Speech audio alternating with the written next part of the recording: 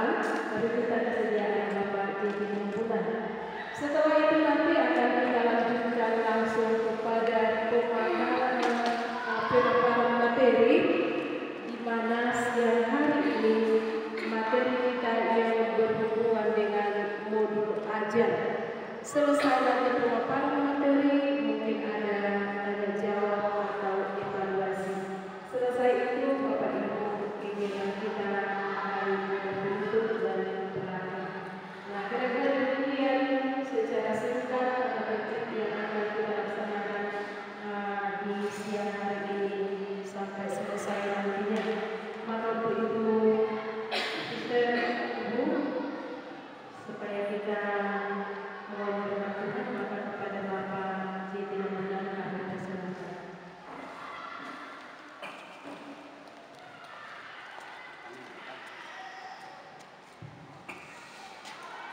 Mari kita bersiapkan hati kita untuk membaca kita dengan mengucapkan Tuhan. Mari kita berdoa. Dalam nama Bapa dan Putra dan Roh Kudus. Amin. Ya Allah Bapa yang Maha Baik, kami bersyukur atas segala rahmat penyertaan-Mu sampai saat ini. Kami sungguh merasakan pendampingan-Mu mulai dari pagi hingga saat ini. Kini kami akan ingin membagikan apa yang saya sudah pelajari sebelum-sebelumnya di Diklat maupun di FGD untuk kita hari ini. Nah, kalaupun nanti ada sesuatu yang kurang pas dirasa Bapak atau Ibu guru, boleh disanggah begitu. Nah, Bapak Ibu, seperti jadwal yang sudah ada sama kita bahwa hari ini kita akan belajar tentang mendesain bahan ajar. Materi hari ini berhubungan dengan materi yang semalam, mengintegrasikan atau integrasi naskah akademik dan dokumen kurikulum unggul pada kurikulum merdeka.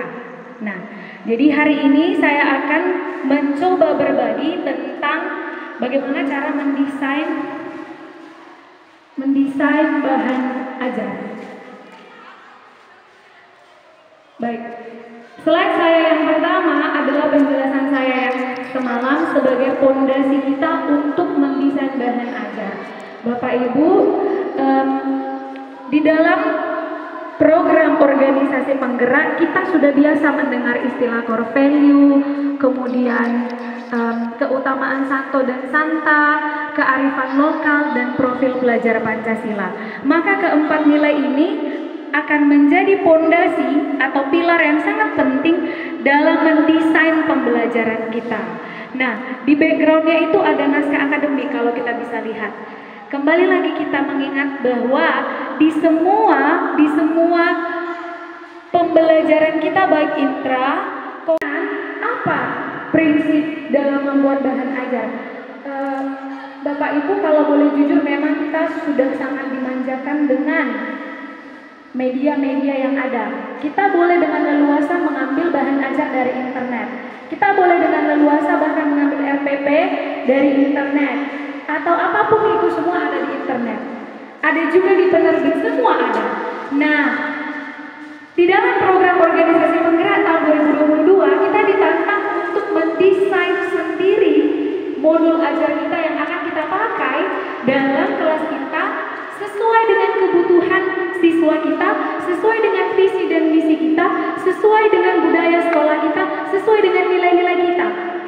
Jadi kalau misalnya yang ada di internet itu nggak sesuai dengan budaya kita. Kenapa? Karena di naskah akademik, di kurikulum unggul, kita analisis kebutuhan kita. Kita analisis apa yang terjadi dalam sekolah kita. Kenapa kita ambil visi dan misi ini? Karena budaya sekolah kita butuh ini.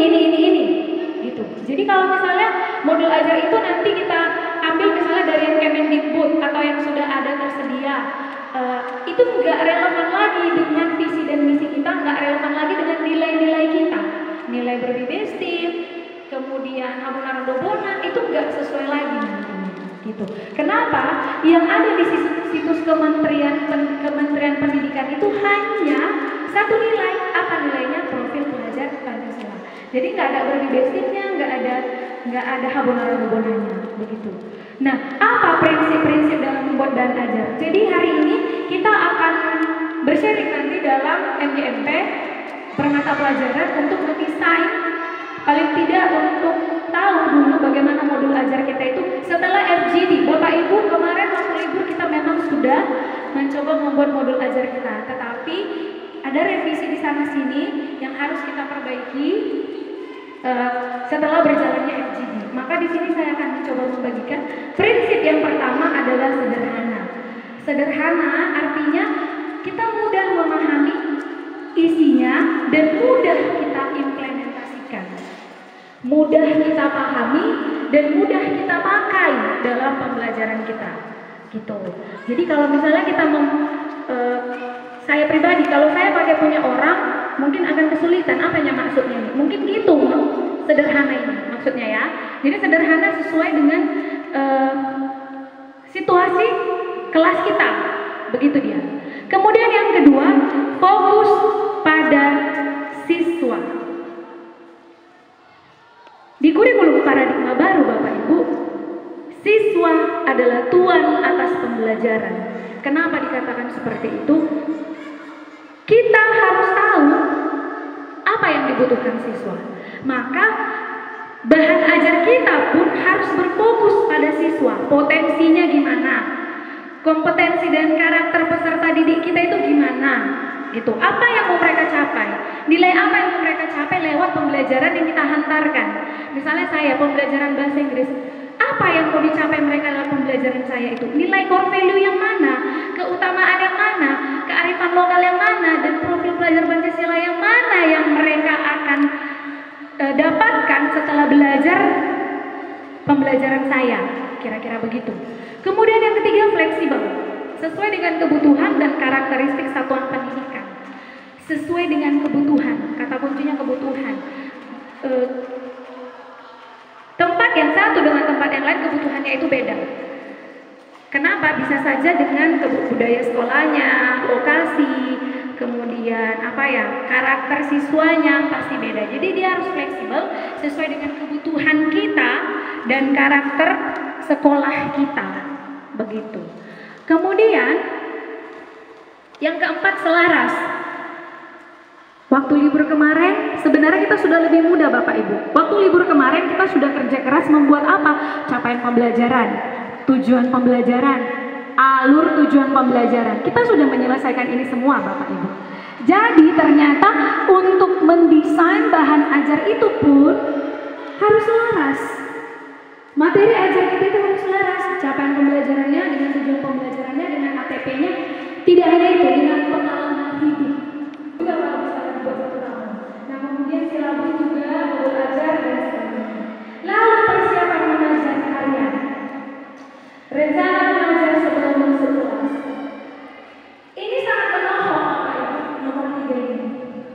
Mungkin kita bisa flashback lagi ketika kita pertama kali, saya pribadi mengajar di tahun pertama, kita masih on fire.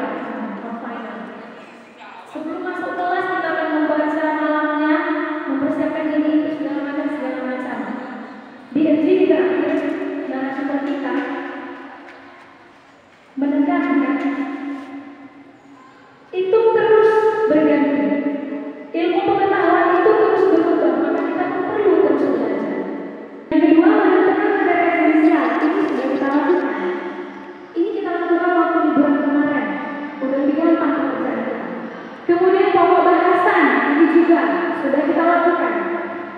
Kemudian pokok bahasan semua sudah kita lakukan. Yang ketiga, TP, tujuan pembelajaran dan alur tujuan pembelajaran. Ini pun sudah kita lakukan. Membuat pertanyaan pemantik dan esensial guna mendukung kerangka pikir pembelajar serta menjadi bahan refleksi. Misal, pertanyaan pemantik ini Bapak Ibu adalah istilah baru dalam kurikulum paradigma baru. Tapi sebenarnya udah kita lakukan nih. Dalam bahasa Inggris mungkin bisa dibilang brainstorming. Misal, saya mau mengajarkan mata pelajaran yang pertama. Selalu saya mulai dari yang pertama. Bab yang pertama itu di kelas 7 menyapa. Pertanyaan pemantiknya saya akan bilang, hei, kalau kamu jumpa saya di Indomaret, apa yang kamu katakan? Hai Miss, mereka akan katakan itu. Pertanyaan pemantik, brainstorming, ini sudah kita lakukan sebenarnya. Cuma istilahnya berubah, pertanyaan pemantik. Dia harus esensial, penting, yang berhubungan dengan materi kita. Lalu yang kelima, menghubungkan pengalaman belajar dengan pengalaman kehidupan. Apa yang mereka pelajari, apa pengalaman belajar mereka di dalam kelas harus relevan dengan kehidupan sehari-hari. Menyapa tadi, menyapa, kita belajar menyapa di sekolah.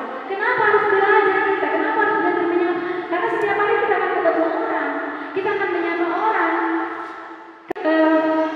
Yang di awal ya, identitas, penyusun saya, kemudian jenjang SMP tahun 2022 fase, kita fase D.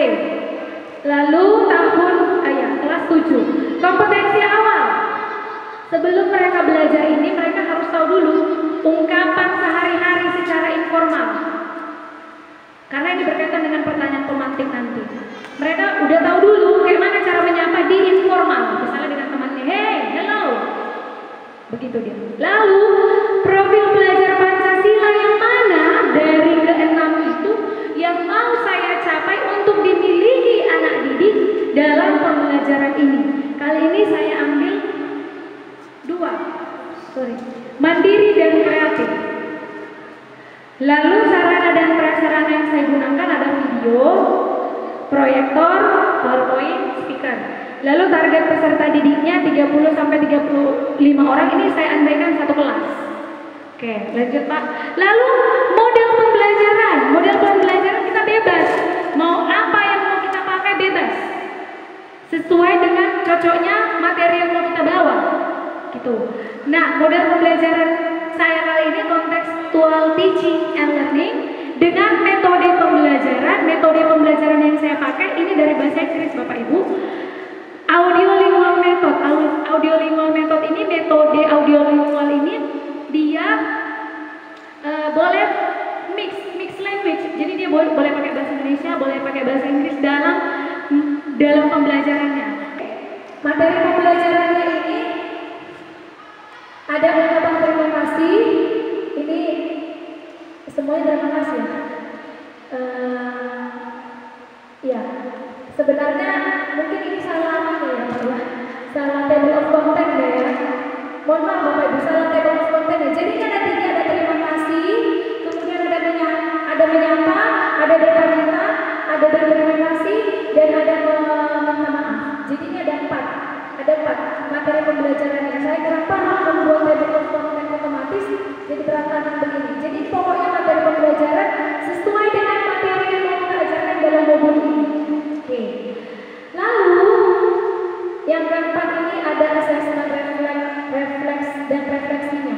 Ini juga masih kurang. Nanti di bawah ada penjelasan. Table of content-nya berantakan.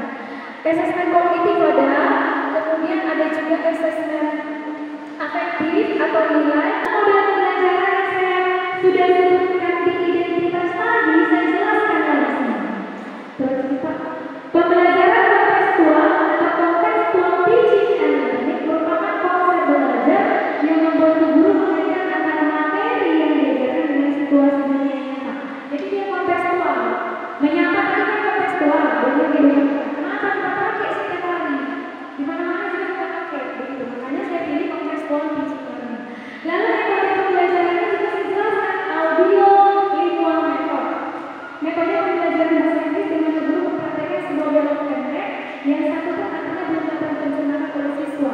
Guru memberikan instruksi kepada siswa untuk mengikuti pada materi tes interaksi interpersonal yang melibatkan tindakan menyapa dan berkata, mengucapkan terima kasih dan meminta maaf secara ketiga. Peserta didik menerapkan nilai setia dan terbuka. Bapak Ibu, ini dalam pertama sekali yang saya tentukan itu adalah profil belajar Pancasila. Jadi cara ini kita kan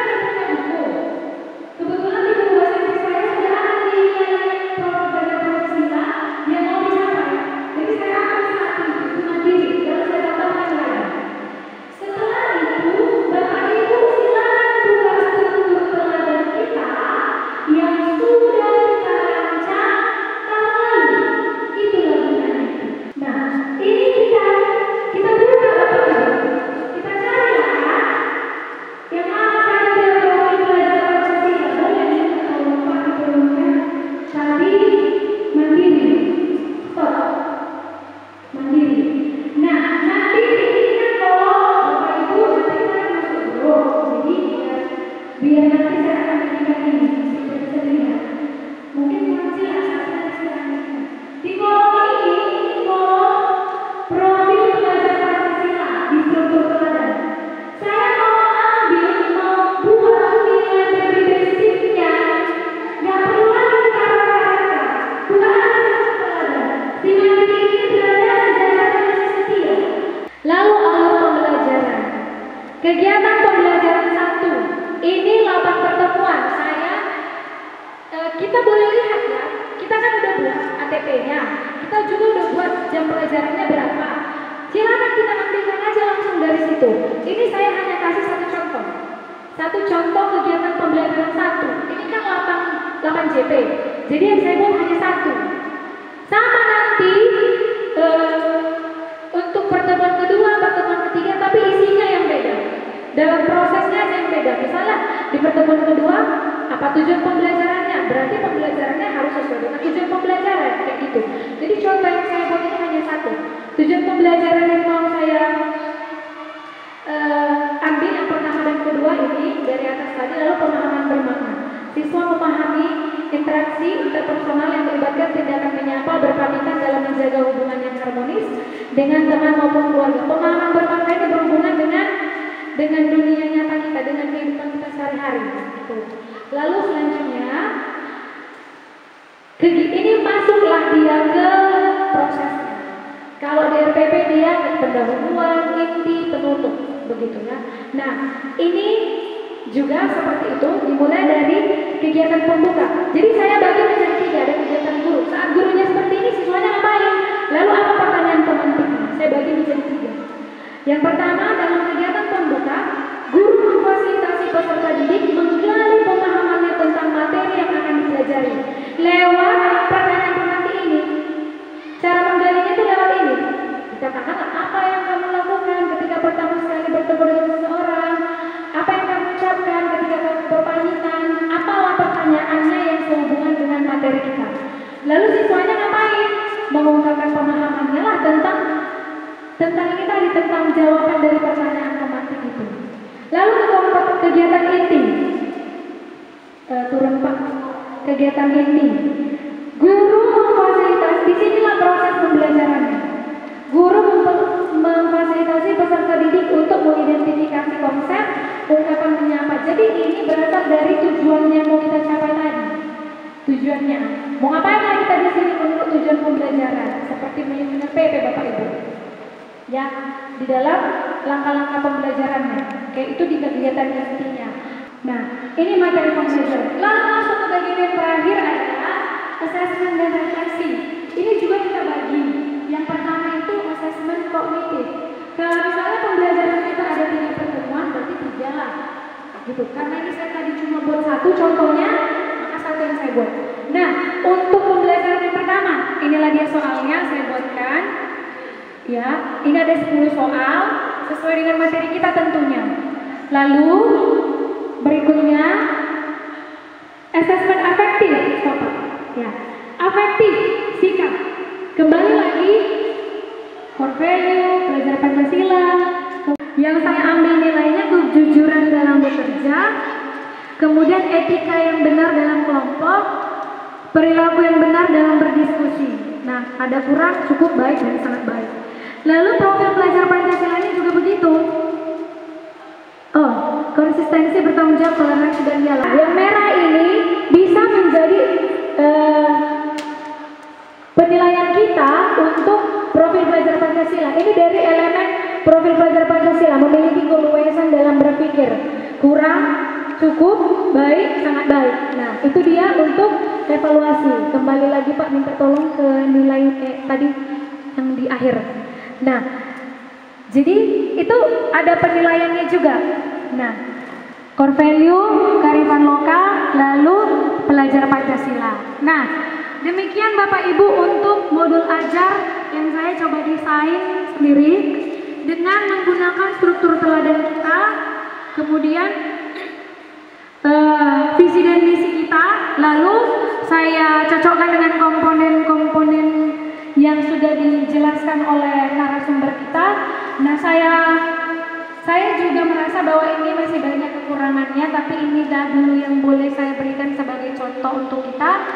Nah, saya cukupkan sampai di sini. Saya kembalikan kepada MC. Terima kasih.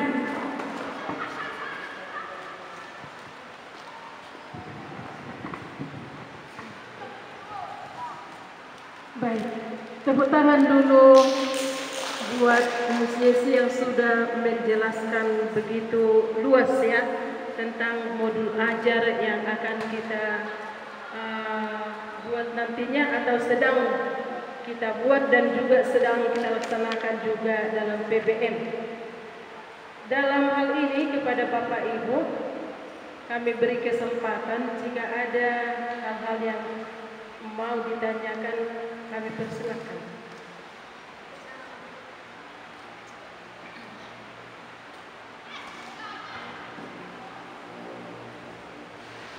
Bagaimana Bapak Ibu?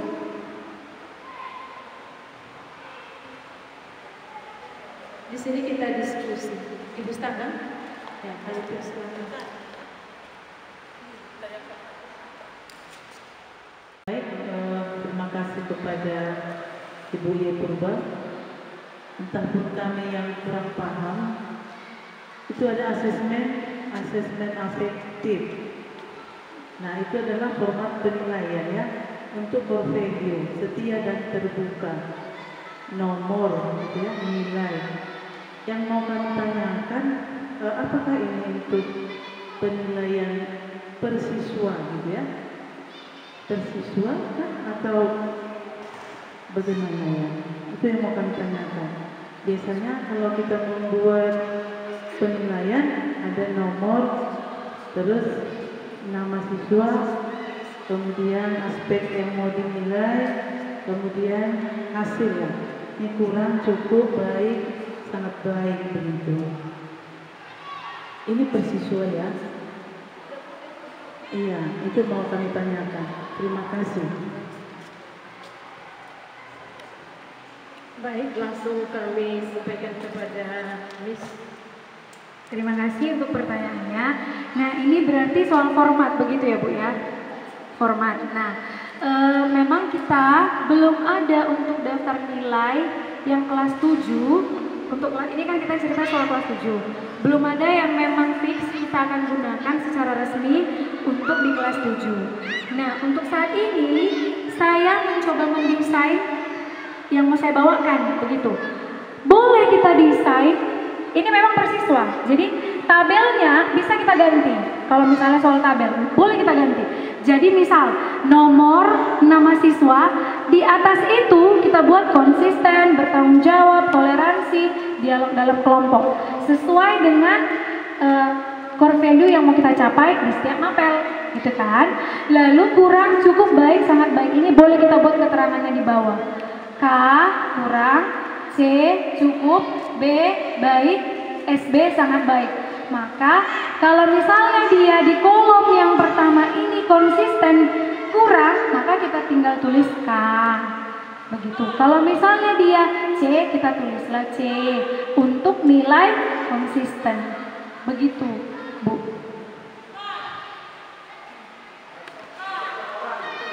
Jadi persiswa memang. Jadi memang masing-masing, atau ada yang mau ditambah oleh animator? Pak Ramot, cukup. Oh ya Pak. Baik, terima kasih. Jadi untuk kita dan khusus Ibu Tanggang sudah terjawab bahwa penilaian itu nanti akan kita buat bersiswa. Terima kasih. Sekarang kami sampaikan kepada Bapak J. Pinambunan. Terima kasih. Jadi sebelum saya bertanya, kalau saya melihat dari pertanyaan Ibu Setanggang tadi, kalau mau kita lihat asesmen afektif ya, ini lebih pada kelompok dia, ya kelompok. Kenapa? Karena semua dari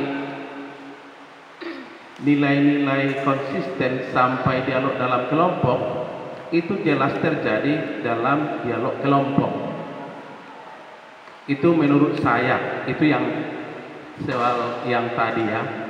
Lalu yang kedua, saya secara pribadi sangat mengapresiasi apa yang dibuat oleh Ibu Ye Purbaya. Sangat tertarik bagi saya. Yang membuatnya saya tidak tahu. Nah, untuk itu kita sama-sama belajar begitu ya. Jadi kalau saya mau mengatakan di mana sebenarnya ya perbedaan yang signifikan, ibaratnya ilmiah, kalau kita berbicara dari sudut ke-13, itu jelas nilai-nilai karakter, kejujuran dan seterusnya. Lalu ternyata sistem yang baru ini dengan modul ajar yang baru, dia ada tiga konteks yang berkolaborasi, yang integral. Mulai dari misalnya di sekolah kita berbibestim, profil Pancasila, dan kearifan lokal.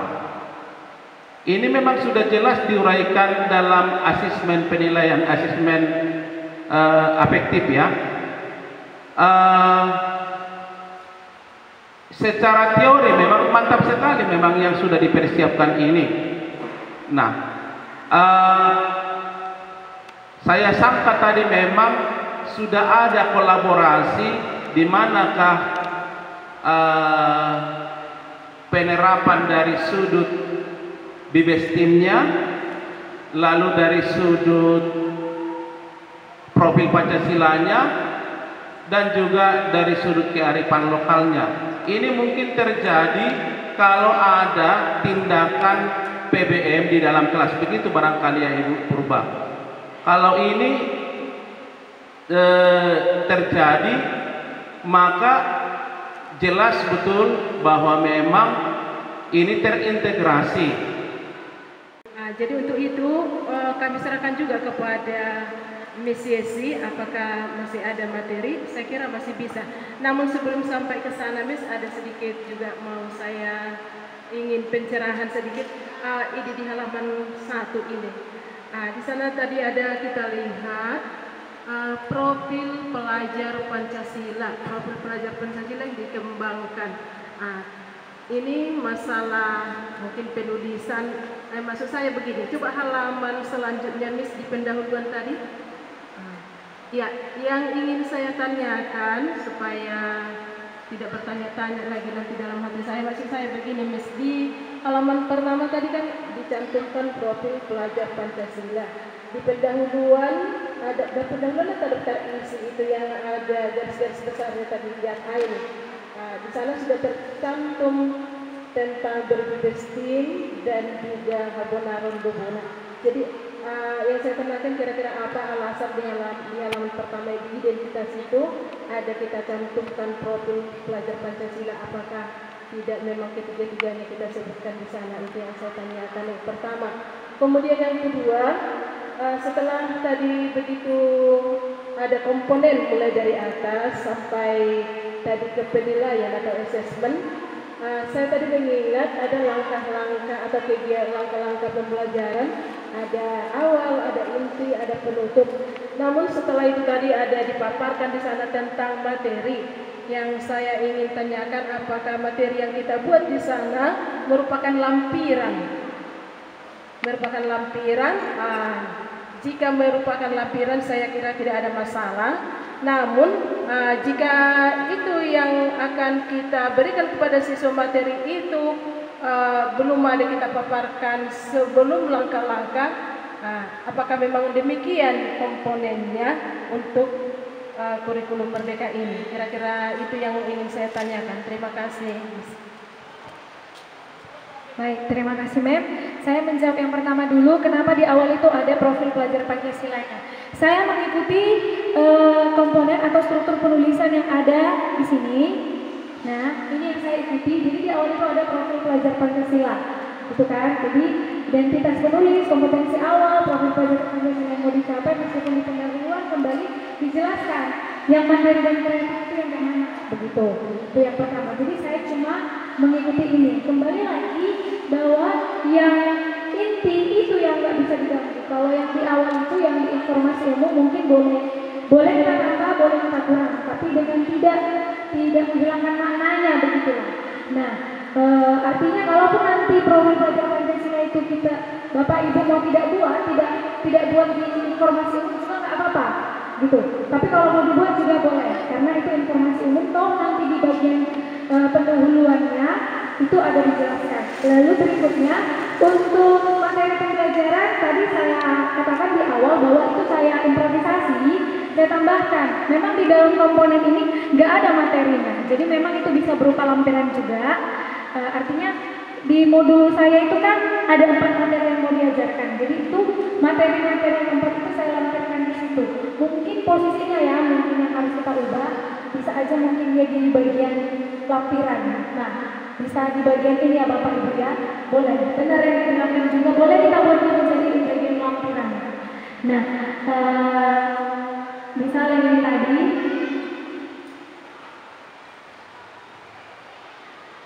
nah ini kan tadi berakhir di kegiatan pembelajaran 1, alur pembelajaran, lalu kegiatan pembelajaran 1, 2 dan seterusnya. Lalu di bawahnya saya buat materi pembelajaran. Nah, boleh juga Bapak Ibu materi pembelajarannya itu kita buat di bagian lampiran. Jadi biar kita tahu materi apa, modul kita itu bisa kita bawa setiap hari, setiap kali kita mau mengajar. Gitu. Nah, itu dia gunanya memang diskusi. Terima kasih untuk Ibu Nana. Terima kasih Miss atas penjelasannya. Ya, Pak Rahmat.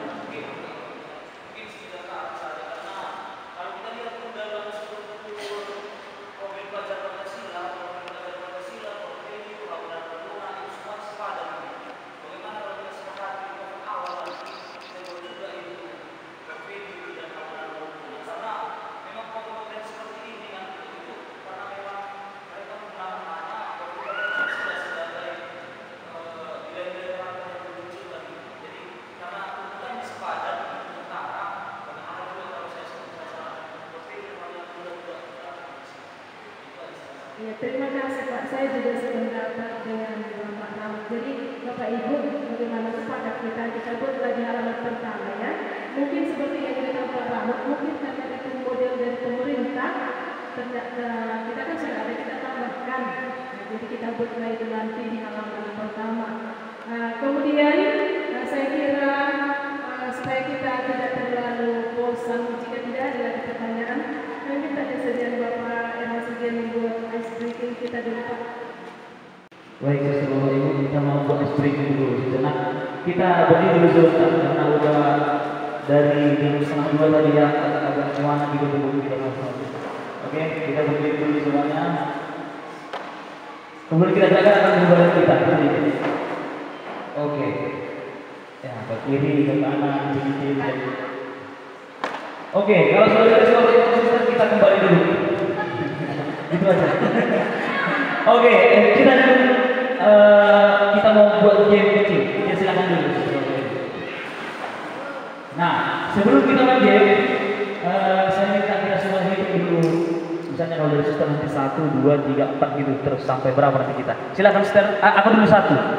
1, 2, 3, 4, 14. Oke, kita semuanya ada 15. Kita ingat angka masing-masing ya. Jadi cara gini, kita akan sambil nyanyi, sambil konsentrasi, kita mau menuju konsentrasi kita sama-sama setelah itu ya. Kita sambil nyanyi, kalau kita pernah dengar lagu konsentrasi, pernah ya? Konsentrasi dimulai. Gitu. Jadi caranya gini. Konsentrasi dimulai. Itu aja. 1, 2, 3, 4. Oke, kita sama-sama dulu. 1, 2, 3, ya. Konsentrasi dimulai. Konsentrasi dimulai. Stop. Nah, setelah itu nanti gini. Saya kan angka 1 nih. Tadi suster dan Bapak Ibu sudah ingat angkanya masing-masing. Kalau saya buat misalnya konsentrasi dimulai. 1 angkaku. 1,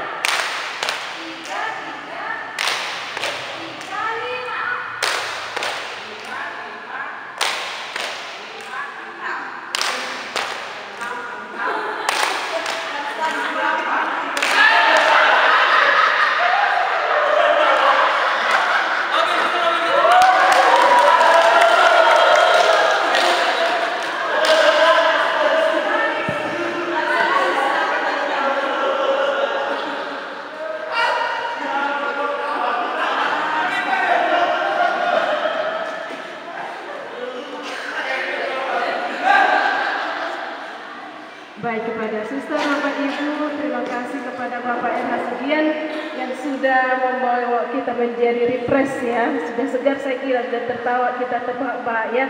Jadi tidak ada lagi yang mengantuk, sudah kembali kita segar. Jadi untuk itu kepada suster, bapak ibu semuanya, kita akan melanjutkan sesi kedua. Kepada Memesi kami persilakan. Baik, terima kasih Bapak Ibu. Ini pukul 3.26, kita berakhir pukul 4 ya, Ustaz. Nah, hari Jumat dan hari Sabtu kita akan mengadakan belajar mandiri, begitu ya Pak Ramot ya. Jadi nanti seperti tagihan dari IHT bahwa ada satu modul ajar dan ada satu modul project yang akan kita lampirkan dalam laporan kita. Maka hari ini kita belum langsung membuat, tapi kita masih mau berdiskusi di tiap kelompok materi apa yang mau kita buat di dalam modul ajar nanti di tiap mapel. Jadi belum langsung membuat kayak yang saya buat ini, belum. Itu nanti di hari Jumat. Lalu project di hari Sabtu, begitu ya Pak ya, sesuai rundown kita. Jadi hari ini kita akan masuk ke dalam kelompok mata pelajaran kita masing-masing. Berarti Pak Pasar Ibu sendiri, Ibu Irma sendiri, begitu ya, tidak apa-apa ya Bu ya. Nah, merancang apalah materi yang mau kita bawa di dalam modul ajar kita, apa nilai yang mau kita capai, apa core value yang mau kita capai, apa kearifan lokal yang mau kita capai di dalamnya. Lalu bagaimana gambaran aktivitas yang akan kita buat di dalam pembelajaran itu, tahap pembelajaran kita supaya tercapai nilai ini. Jadi nanti kan di hari Jumat udah tinggal gampang kita, begitu. Nanti dari Jumat udah tinggal gampang. Terus misalnya di tiap kelompok itu ditentukan satu masing-masing yang akan mengetik, begitu ya, yang akan mengetikkan sebagai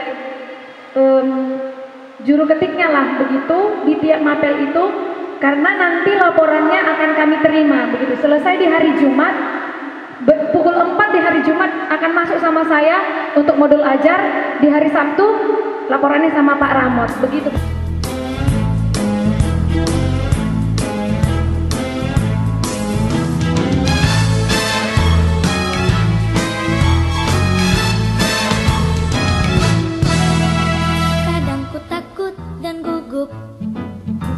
Dan ku merasa tak sanggup melihat tantangan di sekitarku. Aku merasa tak mampu, namun ku tak mau menyerah. Aku tak ingin